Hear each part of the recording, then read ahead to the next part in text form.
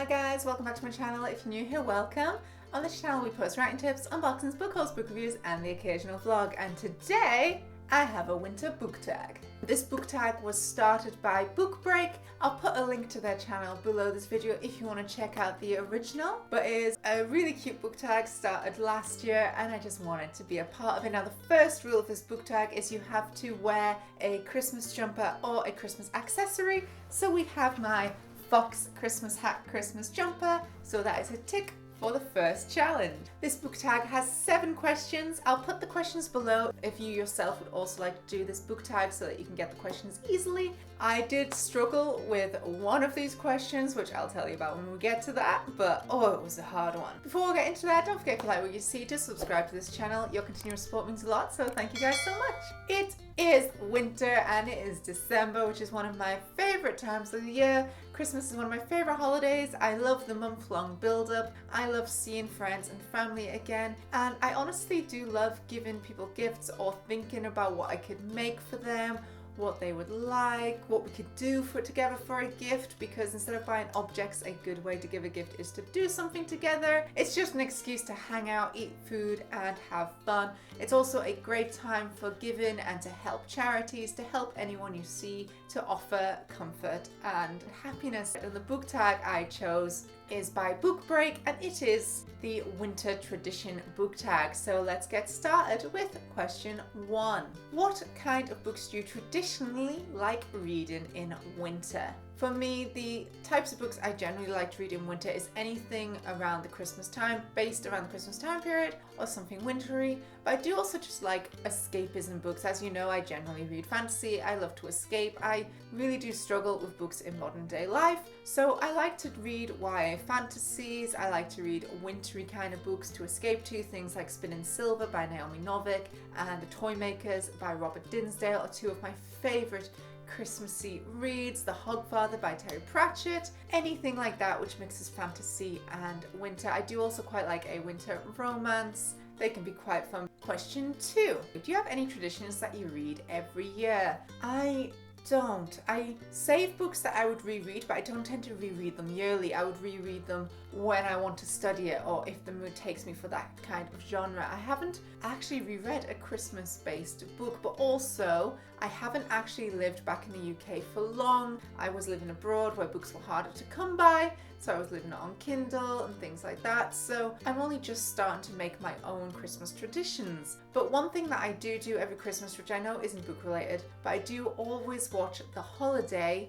and The Grinch by Dr. Seuss. So I do actually have The Grinch by Dr. Seuss, so possibly reading that every year might be a thing that I do. Another thing I generally always do is if I'm going home for Christmas and if I have a week off, I will often play Pokemon on my Game Boy. What can I say? I have traditions around movies and games, but not with reading. I like to read new books, so I guess the only tradition I would have is generally searching for a Christmassy read every winter. Question 3. Are there any new books or genres that you read this year that you're going to make a tradition? As I've been in a book club with Jazz over at Red Panda Reads, her channel is linked below if you want to check her out. She's an amazing booktuber and all-round lovely person. I've been reading a lot more feminist books and also a lot more books set in real life, which I have actually found quite hard, and it has been leaking into my fantasy books. As you may have seen with my book reviews more recently, they've been getting more and more gritty and a lot more based on the equality in the book and the sexism in the book, which I think is because of reading a lot of these feminist works, and it's a change I am happy with. I think it's good that I'm noticing these things more, and hopefully it comes across in my writing.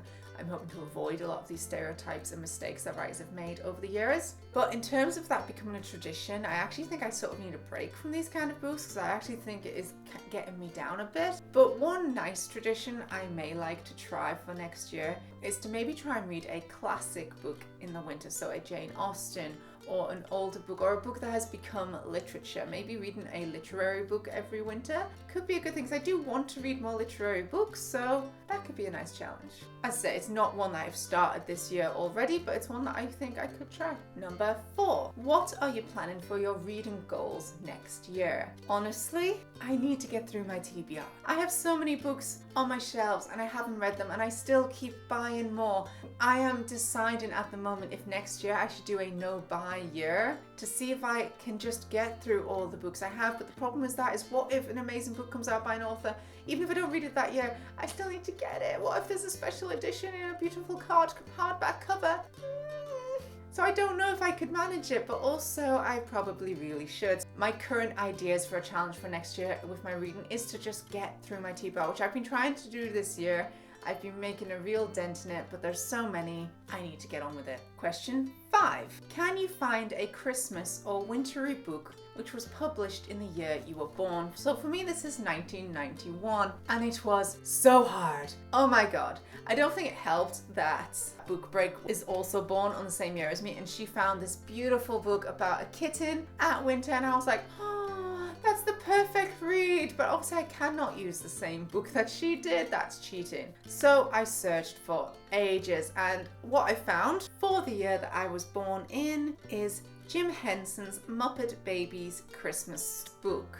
A book with 2 stories in. It has the 12 Days of Christmas, which I'll read you guys the synopsis. Kermit presents Piggy with Christmas presents, including 3 Muppet chickens in berets touting French flags, Gonzo juggling 5 golden rings and a dozen whatnot drummers.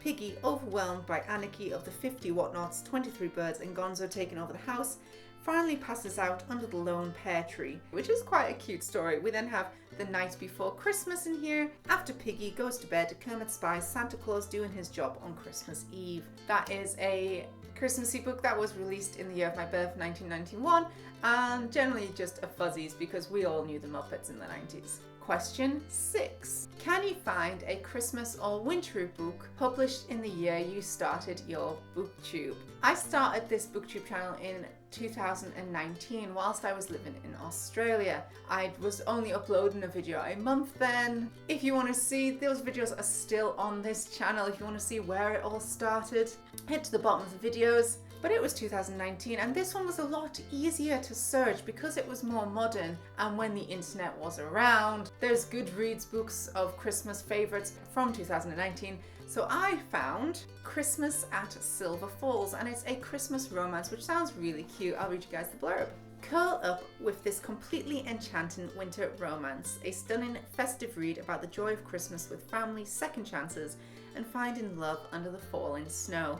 Get cozy and keep some tissues on hand. You're in for a truly magical story. White Oaks Inn has always been at the heart of Christmas celebrations for Scarlett Bailey and her family. Her adored Gran has owned the rambling, old-fashioned hotel filled with the scent of cinnamon and chocolate since Scarlett was a little girl. But now her Gran's home is under threat, and it looks like it could be the Baileys' last Christmas together there. Over the holiday season, amidst much-loved festive traditions of baking cookies and decorating the tree, Scarlett throws herself into saving the hotel when she hears that Charlie Bryant, a handsome, successful property developer, is spending December in Silver Falls. Scarlett is hopeful he might be the answer to their problems. When they meet, sparks fly between impulsive Scarlett and businesslike Charlie, as they both have very different ideas for the future of White Oaks. Scarlett is determined to show him how much White Oaks Inn means to her family and the guests who return there every year, and as they spend more time together, she begins to realize there is more to Charlie than his serious appearance. But Charlie is struggling with a secret from his own past. Will he be able to face it, or will it stop him from truly opening up and getting close to anyone? And can Scarlett share the true meaning of Christmas with him and save her Gran's beloved hotel along the way? I might have to get this one and read it. It sounds like a very heartfelt, lovely Christmas read. And finally, question 7. If you had to give just one book to everyone this Christmas, what would you choose? Now, this was such a hard question as well, because some Christmas books that I have bought people over the last 2 years since returning to England are The Night Circus by Erin Morgenstern, The Toy Makers by Robert Dinsdale, Spinning Silver by Naomi Novik. These are 3 books that I would love to read during Christmas time periods, and I have spread them around. I've also spread The Binding by Bridget Collins. Again, a book that has really stuck with me, a book I have absolutely adored. She now has a second book out called The Betrayals, which is another I would highly recommend. This year I read The Six Crimson Cranes by Elizabeth Lim. I also read The Daughter of the Moon Goddess by Sue Lin Tan. Both books I absolutely adored and gave 10 out of 10 stars and would highly recommend and spread to various people. But the book I chose and the book that I would buy absolutely anyone and everyone for Christmas is The Guest Cat by Takashi Hirade. You will have seen this in a couple of my book tag videos, and it is a book I will return to. I've read it twice. I recommended it to my book club and we all read it, and everyone found something to like in this book. And the reason I would always recommend it is because A, it's written by a Japanese poet. It's a translated book that has a cat in it. I mean, you know, cat. And it's just a very interesting piece of literary fiction. It's a book that's very short, so if you know someone who doesn't like reading that much, it's very accessible. So it's an accessible read. It's short. It's not too fantasy based. It's literary, which means the language used is very interesting. It's a translated book, which is a good thing to introduce people to because it opens a whole new world of books if you're willing to read something that's being translated. It's about a cat, which a lot of people will like cats, and it's about life. Every single chapter has something that you can learn from it. Although it's a book that constantly appears in my book tags, yet again, it's making an appearance, and I would definitely buy The Guest Cat by Takashi Hirade for anyone for Christmas this or any other year. And thank you guys so much for watching. I hope you guys enjoyed this Christmassy winter book tag. It is the Winter Traditions book tag by Book Break. The link is below if you want to see the original video. The questions are below if you want to make this book tag yourself. Thank you so much for watching. If you like what you see, don't forget to subscribe to this channel. If you'd like to see as soon as I upload, click that little bell down below. You can also follow me on Twitter, Facebook, Instagram, or Tumblr. I post general bookish pictures as well as my writing tips and unboxings on there. Have a great Christmas and New Year. Thank you guys so much for watching. Bye.